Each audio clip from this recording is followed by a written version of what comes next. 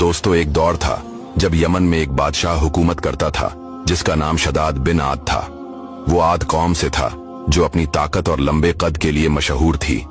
शदाद बहुत अमीर और क़ुव्वत वाला था, लेकिन वो अल्लाह ताला पर ईमान नहीं रखता था और अपनी दौलत और ताकत पर बहुत घमंड करता था।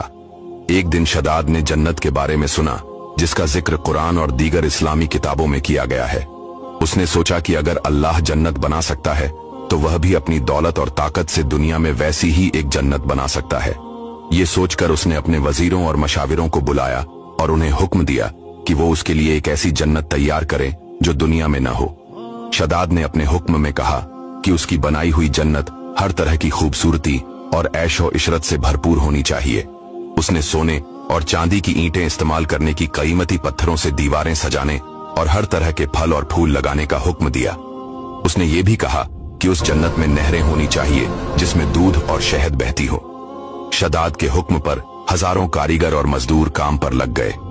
साल हा साल गुजरते गए और शदाद की बनी हुई जन्नत तैयार होती रही। जब ये जन्नत मुकम्मल हो गई तो वो किसी हकीकी जन्नत से कम नहीं लग रही थी। उसमें हर तरह की नेमत मौजूद थी जिसका इंसान तसव्वुर कर सकता था। अब शदाद ने अपनी बनाई हुई जन्नत में दाखिल होने का फैसला किया। वो अपने लश्कर और अमीरों के साथ उस जन्नत की तरफ रवाना हुआ। जब वो उस जन्नत के करीब पहुंच गया तो अल्लाह ताला ने उस पर और उसके लश्कर पर एक सख्त अजाब नाजिल किया। एक तेज चीख आई और पल भर में शदाद और उसके सारे साथी हलाक हो गए। वो अपनी बनाई हुई जन्नत में कभी दाखिल नहीं हो सके। इस वाकये से हमें यह सबक मिलता है कि अल्लाह ताला की कुदरत सबसे बड़ी है।